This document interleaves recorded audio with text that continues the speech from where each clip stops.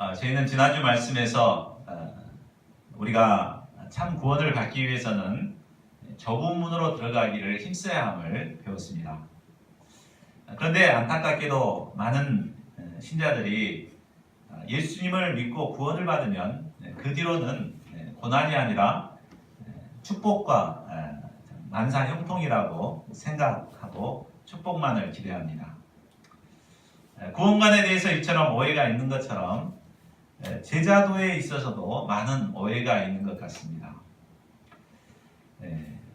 오늘날 많은 사람들이 영적인 지도자요 제자들의 자리란 바로 높은 자리에 앉아서 군림하고 권위로 다스리는 영광스러운 자리라고 생각들 합니다. 그러나 오늘 예수님은 이제 참 제자란 실제 삶에서 고난을 감당하는 자가 되어야 함을 가르쳐주고 있습니다. 여기 있는 대부분의 사람들은 목자 선서를 하신 분입니다. 또 우리가 선서는 안 했더라도 신약의 성도들은 우리 베드로전서 2장 9절을 보면 모두가 왕 같은 제사장, 곧 제자임을 말하고 있습니다. 제가 오늘 말씀을 통해서 예수님이 가르치신 참 제자도를 배우고 참 제자의 삶을 살아가는 자들이 될 수 있기를 기도합니다. 자, 본문의 배경은 예수님께서 안식일에 한 바리새인 지도자의 집에 들어가서 떡을 잡수시러 들어가셔서 식사하실 때 있었던 일입니다. 자, 7절을 보십시오. 바리새인의 지도자 집에 초청을 받은 사람은 예수님뿐만이 아니라 많은 바리새인들과 또 이제 율법 교사들, 이런 종교 지도자들이었습니다. 그들도 이제 초대를 받아서 자리를 앉게 되는데 그들이 서로 이제 높은 자리에 앉고자 이렇게 경쟁을 했던 것 같습니다. 그들은 모두 그 시대를 대표하는 영적 지도자들이었습니다. 각각 자기 나름대로는 자기 위치에서 한 가닥씩 하는 사람들입니다. 이런 사람들이 한자리에 모이게 됐으니 보이지 않는 눈치 싸움이 일어나고 서로 높은 자리에 앉기 위해서 날카로운 신경전을 벌이고 있었습니다. 우리가 직장이나 사회에서는 직책에 따라서 그 의전서열이나 자리가 딱 엄격하게 정해져 있습니다. 그리고 행사를 준비할 때 가장 신경 쓰이는 게 이 자리를 정하는 일입니다. 제가 과거에 이제 문화원 국장을 했기 때문에 여러 행사들을 많이 했었거든요. 그럴 때 가장 신경 쓰이는 게 자리 배치입니다. 그래서 참석할 사람이 누군가를 먼저 파악하고 그 사람에 따라서 이제 자리를 배열을 해야 됩니다. 그리고 이제 축사를 할 때도 누가 축사할 것인가의 순서를 딱 정하고 또 팜플렛도 이제 정해서 이렇게 누구를 어디에 배치를 할 것인가, 이거 굉장히 신경 쓰이는 일입니다. 만약에 순서를 조금이라도 잘못하거나 이렇게 하면은 굉장히 그 사람이 막 이렇게 왜 이렇게 했다고 막 이제 클레임을 걸고 막 이렇게 뭐라고 하면은 그 행사 자체가 완전히 이상하게 되어버린 경우가 있습니다. 이제 사회는 이처럼 딱 정해져 있기 때문에 그대로 딱 자리를 앉으면 돼요. 근데 여기에 모인 영적 지도자들에게는 뚜렷한 이런 의전 서열이 정해져 있지 않기 때문에 미묘하게 이렇게 경쟁을 했던 것 같습니다. 우리 목사님들 모임에서도 그런 경우들이 많아요. 목사님들 경우는 어떤 분들은 이제 신학교 졸업 기수에 따라서 이제 서열을 정하기도 하고, 또 이제 신학교가 다를 경우는 이제 언제 목사 안수를 받았는가, 뭐 이것에 따라서 서열을 정하기도 하고, 아니면은 담임 목사라면은 그 교회가 몇 년 됐는가, 그 역사가 얼마나 깊은가, 또 자기가 이제 그 담임 목사로서 몇 년간 했는가, 뭐 이런 것에 따라서 이제 또 교인 숫자가 몇 명인가, 이것에 따라서 서로 이렇게 막 피재기를 하고 이제 미묘한 이런 갈등을 보이는 경우가 있습니다.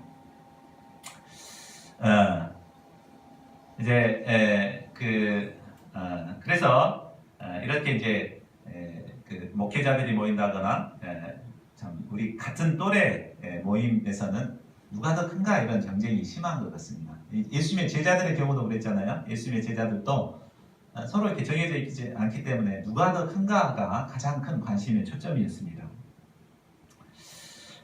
이런 갈등이 일어나는 주된 이유는 누구나 높은 자리에 앉아서 군림하고 싶은 이런 욕망을 가지고 있기 때문일 것입니다. 예수님은 이처럼 높은 자리에 앉고자 하는 자들에게 한 비유를 말씀해 주십니다. 8절에서 10절을 보십시오. 만일 혼인잔치에 청함을 받았을 때 높은 자리에 앉지 말라고 하십니다. 혼인잔치가 열리게 되면 어쨌습니까? 가족, 친지들이 자기가 아는 아주 이렇게 초대할 사람들을 이렇게 막 초청을 하죠. 그러다 보면 누가 올지 잘 알 수가 없습니다. 그래서 내가 이 초대받는 사람 중에서 제일 높은 사람일 것이라 생각하고 높은 자리에 딱 앉아 있다 보면 어떤 일이 일어납니까? 나보다 더 높은 사람이 다 와가지고 이렇게 왜 거기 앉았냐고 이렇게 맨 말석으로 이렇게 쫓겨나가는 경우가 있게 됩니다. 그러면 얼마나 참 무안하겠습니까? 또 반대로 이제 그렇기 때문에 예수님께서는 맨 끝자리에 앉아 있으라고 말씀하십니다. 맨 끝자리에 앉아 있으면 자기를 초대했던 사람이 당신 왜 여기 앉아 있습니까? 그리고 이제 자기 곁으로 높은 자리로 이렇게 인도해 줄 것입니다. 그렇게 되면 많은 사람 앞에서 자기가 이제 영광을 얻게 되겠지요. 자, 예수님께서 이 비유를 통해서 가르치고자 하시는 바가 무엇입니까? 우리 11절 말씀을 같이 읽어보겠습니다. 시작. 무릇 자기를 높이는 자는 낮아지고 자기를 낮추는 자는 높아지리라. 사람들은 무한 경쟁 사회에서 다른 사람들보다 높아지고자 안간힘을 씁니다. 나와 경쟁 상대가 사람들에게 높임을 받는 것을 보면 배가 아프고 밥맛이 없습니다.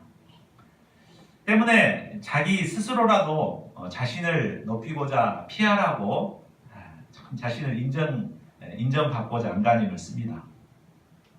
그런데 예수님은 이처럼 자기를 스스로 높이는 자는 결국은 낮아지게 될 것이라고 하십니다. 비유에서처럼 나보다 높은 사람으로 인해 맨 마지막 자리로 쫓겨나는, 그래서 사람들 앞에 부끄러움을 당하는 부끄러움을 겪게 된다고 하십니다. 반면에 겸손히 자신을 낮추는 자는 높임을 받게 될 것이라고 하십니다. 얼마 전에 우리 조에스더 목자님께서 직장에 한 선배로부터 그 자리 이제 그래도 이제 에스더 목자님이 그 자리에서 제일 높은 팀장을 맡고 있잖아요. 근데 이제 선배가 그 자리에 앉고 싶어서 여러 가지 이렇게 좀 로비를 하고 이렇게 했었던 것 같아요. 그래서 직장 내부에서는 이미 이제 인사 결정이 딱 나가지고 며칠자로 자리를 이제 바꾸도록 해라 이렇게 결정이 딱 났습니다. 또 그분은 이미 결정 난 걸로 생각하고 막 사람들한테 이제 얘기를 했고 에스더 목사님도 본인도 이제 그냥 평사원으로 이렇게 가는 걸로 생각하고 그렇게 이제 마음의 준비를 하고 있었어요. 근데 결정적으로 이사회에서 이제 전체 이사회에서 딱 모임을 가졌는데 왜 이 불합리하게 이렇게 인사를 하려고 하냐 그래서 거절을 시켜버린 겁니다.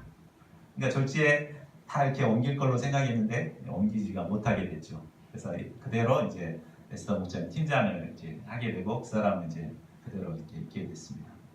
그러니까 그 사람은 이제 졸지에 부끄러움을 당하게 됐잖아요, 사람들 앞에서. 그리고 에스더 목사님은 우리 그 총무 국장님이 연락을 해갖고 도대체 누구 백을 갖고 있느냐 그렇게 물어보더라고요. 그러니까 보통 백으로 이렇게 할 수 없는 일이잖아요. 네. 그러니까 이사장 백이나 뭐 이 정도 있어야지 이렇게 그 인사를 자주지 할 텐데 아무것도 안 했는데 그러니까 에스더 목사님이 나는 하나님 백밖에 없다 이렇게 하셨다고 합니다. 그러니까 자기를 높이고자 하는 자는 결국은 이렇게 부끄러움을 당하고 낮아지고 겸손하게 이제 같은 일을 감당할 때 하나님께서 높여주시는 것을 볼 수가 있었습니다. 이처럼 영적인 지도자들은 겸손하게 자신을 낮추는 자세를 가져야 합니다. 그럴 때 하나님께서 그를 높여주실 것입니다. 하나님의 주권 앞에 겸손히 자신을 내려놓고 겸손히 하나님을 섬기고자 할 때 하나님께서는 그를 높여주십니다. 대표적인 예가 우리 예수님이시죠. 예수님께서는 하나님의 본체가 되시지만 하나님과 동등됨을 취할 것으로 여기지 않고 오히려 종의 형체인 인간의 모습으로 이 땅에 오셨습니다. 그리고 십자가에 죽기까지 자신을 낮추셨습니다. 이때 하나님께서는 예수님을 얼마나 높이십니까? 빌립보서 2장 9절에서 10절을 보십시오. 하나님이 그를 지극히 높여 모든 이름 위에 뛰어난 이름을 주셨습니다. 하늘에 있는 자들과 땅에 있는 자들과 땅 아래에 있는 자들로 모든 무릎을 예수님의 이름에 꿇게 하시고 모든 입으로 예수 그리스도를 주라 시인하여 하나님 아버지께 영광을 돌리게 하셨습니다. 저희 모두가 이 예수님의 마음을 배울 수 있기를 기도합니다. 그래서 겸손히 자신을 낮춤으로 하나님께 영광 돌리는 자들이 될 수 있기를 기도합니다. 이제 예수님은 자기를 초청한 바리새인들의 지도자들에게 이르십니다. 12절을 보십시오. 내가 점심이나 저녁이나 베풀거든 벗이나 형제나 친척이나 부한 이웃을 청하지 말라. 두렵건대 그들이 너를 도로 청하여 내게 가품이 될까 하노라. 대부분 사람들이 누군가를 접대할 때 그 사람에게 뭔가를 기대한 마음으로 접대하는 경우가 많습니다. 내가 2번 정도 접대하면 그 사람 1번 정도는 나를 섬겨주겠지, 이런 기대로 사람들에게 초청하고 베풉니다. 그런데 예수님은 그렇게 하지 말라고 하십니다. 왜냐하면 내가 베풀었던 것을 그 사람이 다시 갚아버리면 하나님 나라에서 받을 상급이 없기 때문입니다. 자, 그러면 어떤 자들에게 잔치를 베풀어라고 하십니까? 13, 14절을 보십시오. 가난한 자들과 몸 불편한 자들과 저는 자들과 맹인들, 곧 전혀 갚을 능력이 없는 자들을 청하여 잔치를 베풀라고 하십니다. 그리하면 그들이 갚을 것이 없기 때문에 자신에게 복이 될 것이라고 하십니다. 그러니까 우리가 섬길 때 받을 것이 없는 자들을 섬겨야 됩니다. 우리는 캠퍼스 양들을 섬기는 자들이죠. 사실 캠퍼스 양들은 우리가 베풀지만 받기가 어렵습니다. 그렇죠? 그들은 돈을 버는 자들이 아니기 때문에 그들에게 식사를 섬겨주고 그들을 섬겨주고 이렇게 하면은 돈은 들어가는데 나온 것은 없습니다. 이 때문에 이 캠퍼스 선교를 이제 교회에서 굉장히 부담스럽게 여깁니다. 그래서 작은 교회는 캠퍼스 선교를 감히 생각할 수도 없고 또 그렇게 마음은 있지만 뭐 이렇게 지출이 크니까 서서히 캠퍼스 선교에서 발을 빼는 경우도 많습니다. 그러나 우리가 그들에게 계속해서 투자하는 것 같지만 이것은 결코 믿지는 장사가 아닙니다. 왜냐하면 의인들의 부활 시에 하나님께서 몇 배로 갚아주시기 때문입니다. 그러므로 당장에 얻는 결과가 없다 할지라도 우리는 하나님 나라의 상급을 바라보고 계속해서 물질과 시간을 들여서 우리 캠퍼스 양들을 섬겨야겠습니다. 자, 15절을 보십시오. 예수님께서 의인들의 부활을 말씀하시자 함께 식사를 하던 사람 중에 한 사람이 말했습니다. 무릇 하나님의 나라에서 떡을 먹는 자는 복되도다. 그가 이렇게 말한 것을 보면 그는 하나님 나라가 있음을 믿고 사모하고 있는 자임을 알 수 있습니다. 또한 그는 유대인의 지도자로서 당연히 이 하나님 나라에 참여해서 떡을 먹을 수 있을 것이라는 확신을 가지고 있었습니다. 이런 의식은 당시 대다수 유대인들과 종교 지도자들의 의식이었습니다. 당연히 하나님 나라의 잔치에 떡을 먹을 자들이다. 우리는 얼마나 복받은 자들인가. 이런 자부심이 대단했습니다. 이에 예수님께서는 유명한 혼인잔치의 비유를 통해서 어떤 자가 하나님 나라의 잔치에 참여할 수 있는가를 가르쳐주고 계십니다. 16절부터 보십시오. 어떤 사람이 큰 잔치를 베풀고 많은 사람을 청하였습니다. 마태복음 22장을 보면 이 사람은 바로 임금이었고 또 그 잔치는 바로 황태자의 혼인잔치였습니다. 유대에서는 혼인잔치가 벌어지기 전에 이제 1년 전에 정혼할 때 참석할 자들에게 미리 초청장을 보낸다고 합니다. 그리고 모든 준비가 끝난 뒤에 혼인잔치가 임박해서 또다시 종들을 보내서 그 사람들을 초청합니다. 자, 17절을 보십시오. 드디어 잔치할 시각이 되자 주인은 1년 전 정했던 자들에게 종을 다시 보내어 정중하게 초청했습니다. 오소서 모든 것이 준비되었나이다. 주인은 혼인잔치를 위해 모든 것을 정성스럽게 준비했습니다. 산의 진미에 풍성한 음식도 준비했습니다. 뿐만 아니라 캠퍼스 포럼팀이 참가하는 둘셋 가요제, 또 최병강 형제가 주연을 맡은 듀오 드라마도 준비되었습니다. 주인이 모든 것을 준비하여 큰 잔치를 베풀고 사람들을 초대한 것은 바로 하나님께서 우리의 구원을 위해 모든 것을 준비하시고 천국잔치로 초대하시는 것을 의미합니다. 그리고 먼저 청하였던 자들이란 바로 하나님께서 구원잔치에 초대하기 위해서 미리 택하신 유대인들을 말합니다. 그들은 15절에서 한 사람이 말한 것처럼 하나님의 나라에서 떡을 먹을 수 있는 특권을 가진 복된 자들이었습니다. 그러나 초대를 받은 그들의 반응이 어떠했습니까? 18절을 보십시오. 다 일치하게 사양했습니다. 한 사람은 나는 밭을 사서 아무래도 나가봐야겠으니 나를 양해해 주시오 하고 거절했습니다. 그는 이제 막 밭을 샀으니 그 밭에 무엇을 심어야 될까? 참 고민도 많고 빨리 밭을 개간해서 곡식을 심어서 수확을 거두고자 하는 마음이 많았을 것입니다. 그래서 그 풍성한 수확을 꿈꾸면서 밭으로 나가버렸습니다. 또 한 사람은 나는 소 5겨리를 사서 시험하러 가야 하니 나를 이해해달라. 그리고 거절하였습니다. 한 겨리는 소가 2마리가 이제 끄는 쟁기를 말합니다. 그는 한꺼번에 소 10마리를 살 정도로 부자였습니다. 그는 많은 돈을 투자해서 소를 샀으니 빨리 이제 시험에서 써먹고 싶었을 것입니다. 그래서 빨리 이제 농사에 투자해서 그 가치를 얻고 싶었습니다. 그래서 임금의 초청을 거절하고 소를 시험하러 밖으로 나가버렸습니다. 또 한 사람은 나는 장가를 들었으니 못 가겠다고 하였습니다. 아름다운 신부와 단둘이 함께 지내고자 주인의 초청을 거절한 것입니다. 자, 이들의 문제가 무엇입니까? 이들은 모두 가진 것이 많은 자들입니다. 남들은 하루 끼니를 걱정하며 살아가는데 그들은 가진 것이 많아서 밭도 사고 소도 샀습니다. 안정된 직장도 있기 때문에 장가도 갔습니다. 무엇보다 그들이 가장 큰 은혜를 받은 것은 주인이 성대하게 준비한 혼인잔치에 초대를 받았다는 것입니다.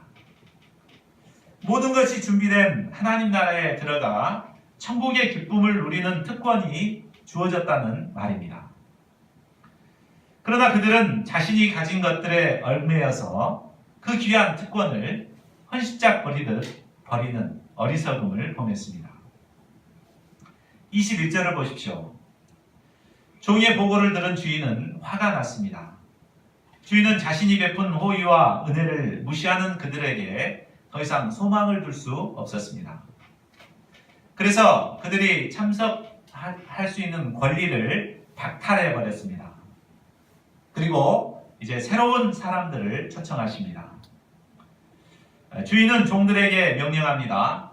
빨리 시내의 거리와 골목으로 나가서 가난한 자들과 몸 불편한 자들과 맹인들과 저는 자들을 데려오라. 주인이 초청하라고 한 자들은 가진 것이 없고 또 사람들에게 무시를 받는 자들입니다. 이런 그들이 느닷없이 이런 큰 잔치에 초청을 받게 되었을 때 얼마나 놀랍고 감사했겠습니까? 아마 그들은 그 주인의 은혜에 감격해서 눈물을 흘리면서 기쁨으로 이 잔치에 참여했을 것입니다. 22, 23절을 보십시오. 그런데 종들이 이들을 열심히 초청했지만 그래도 잔치에 자리가 많이 비어 있었습니다. 그래서 주인은 이번에는 길과 산울타리로 가서 사람들을 강권하여 데려다가 내 집을 채우라고 하셨습니다. 길과 산울타리가에 있는 사람들은 바로 이방인들을 가리킵니다. 그들은 하나님의 택함을 받지 못하고 영원한 심판에 처할 자들이었습니다. 이런 그들에게 천국잔치에 참여하는 기회가 주어지게 된 것입니다. 아마 이때 그들은 너무나 큰 은혜이기 때문에 아마 그것을 영접하기가 쉽지 않았을 것입니다. 나 같은 사람이 어떻게 그런 곳에 갈 수 있겠어? 이렇게 나 같은 사람은 갈 수 없다고 이렇게 했을지 모릅니다.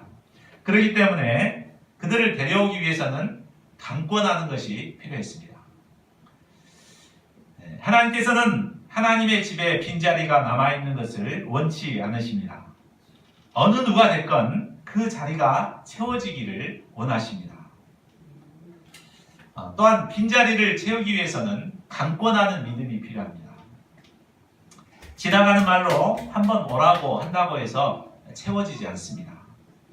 믿음과 소원을 심고 강하게 권면해야만 그들을 데리고 올 수가 있고 그 자리를 채울 수가 있는 것입니다. 저희 모두가 주님의 명령에 순종하여 이제 며칠 남지 않는 여름 수양의 빈자리를 채울 수 있기를 기도합니다. 또한 우리가 새 성전으로 이전을 했는데 지금 자리가 많이 비어 있습니다. 우리가 이 자리도 강권해서 사람들을 채워나갈 수 있기를 기도합니다. 이제 예수님께서는 이 비유의 결론을 말씀하십니다. 24절을 보십시오. 내가 너에게 말하노니 전에 청하였던 그 사람들은 하나도 내 잔치를 맛보지 못하리라 하였다 하시니라. 결국 아무리 하나님 나라 천국 잔치에 초청을 받는 특권을 가졌다고 해도 다 천국에 들어가는 것은 아닙니다. 실제 삶에서 자기 일에 얽매이지 않고 그 초청에 응답해서 참여해야만 그 특권을 누릴 수가 있는 것입니다. 우리도 유대인들과 마찬가지로 구원을 받은 택한 백성이라는 자부심만 갖고 있기가 쉽습니다.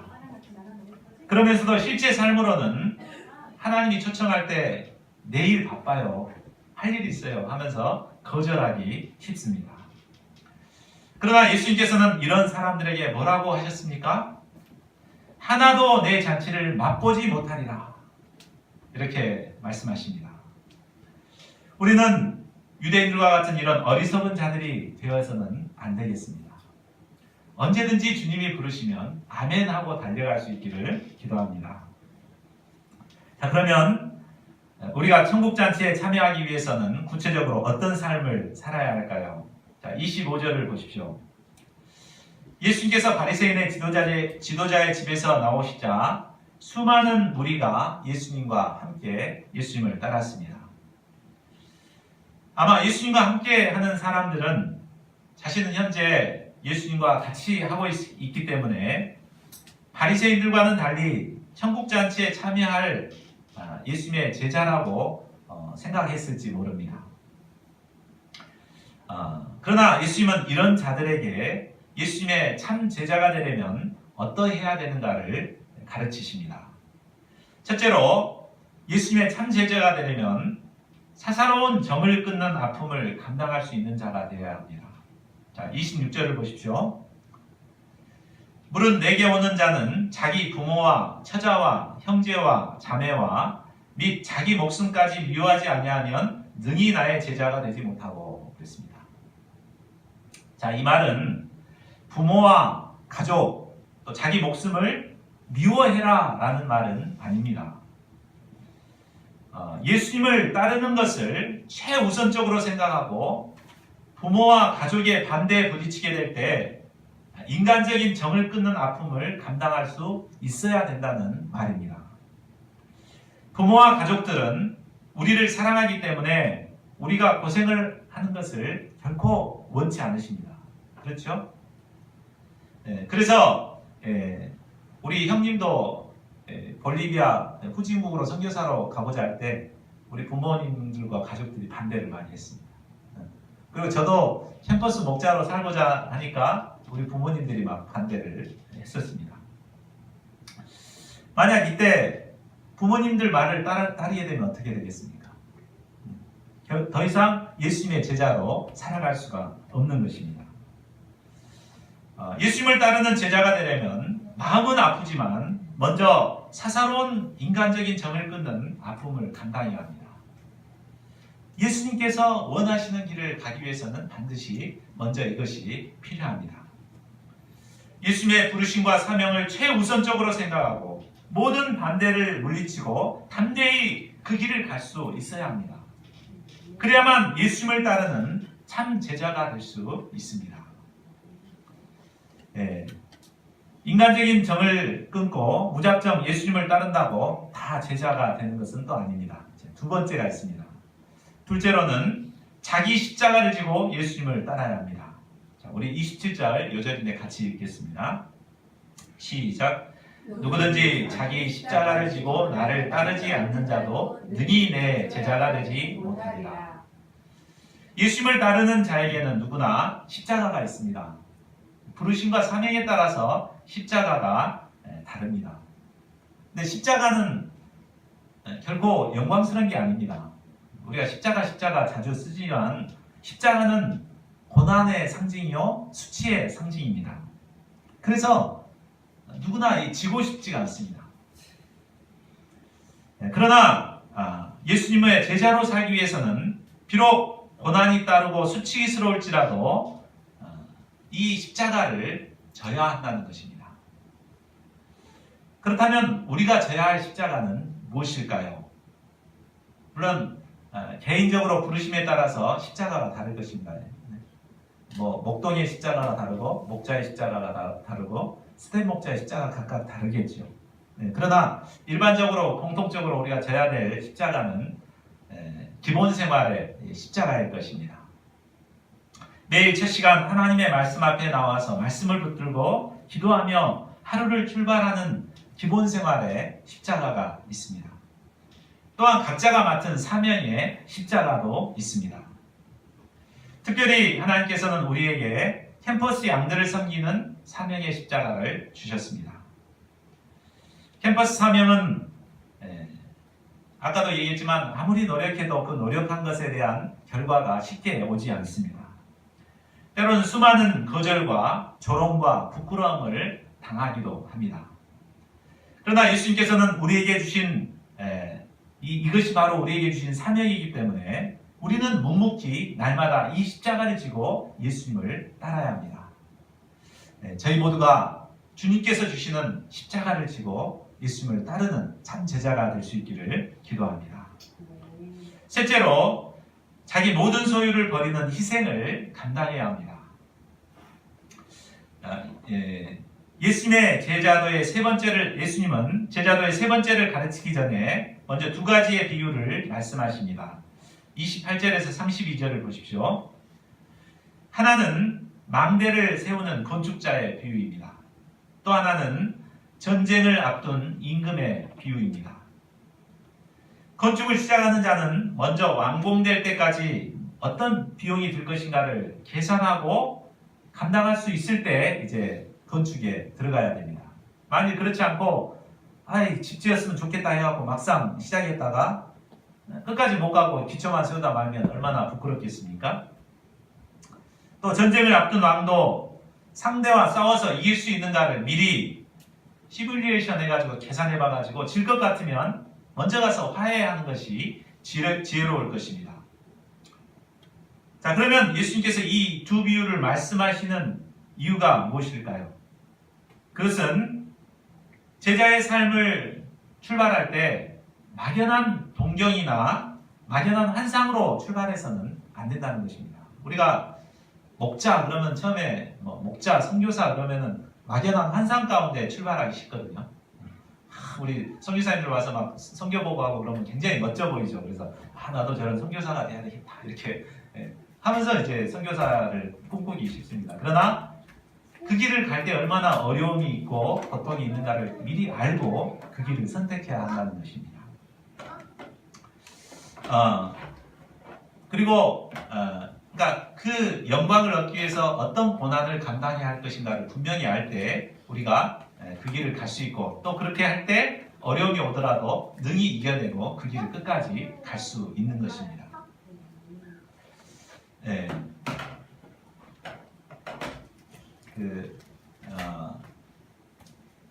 영광을 알고 제자의 종착역의 그 영광을 알고 그 고난이 무엇인가를 알고 그 길을 꾸준히 감당할 때 예수님의 참 제자가 될 수 있습니다. 자, 33절을 보십시오. 예수님은 결론적으로 말씀하십니다. 이와 같이 너희 중에 누구든지 자기의 모든 소유를 버리지 아니하면 능히 내 제자가 되지 못하리라.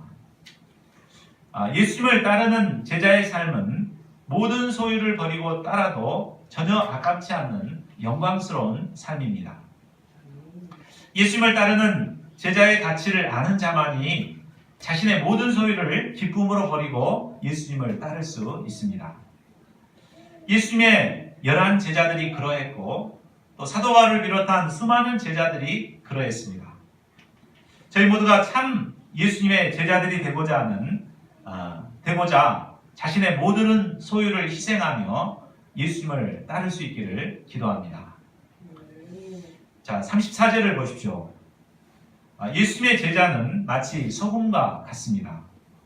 소금은 자신을 희생하고 녹아짐으로 맛을 내기도 하고 또 부패를 방지하기도 하는 것입니다. 그런데 오늘날 자칭 예수님의 제자라고 하는 사람들이 많지만 실제 삶에서 자신을 희생하고 섬기는 제자들을 찾아보기란 어려운 것 같습니다. 이로 인해 세상은 더욱 부패해져 가고 있습니다. 그러면 소금의 역할을 해야 할 제자들이 이처럼 맛을 내지 못한다면 어떻게 되겠습니까? 35절을 보십시오.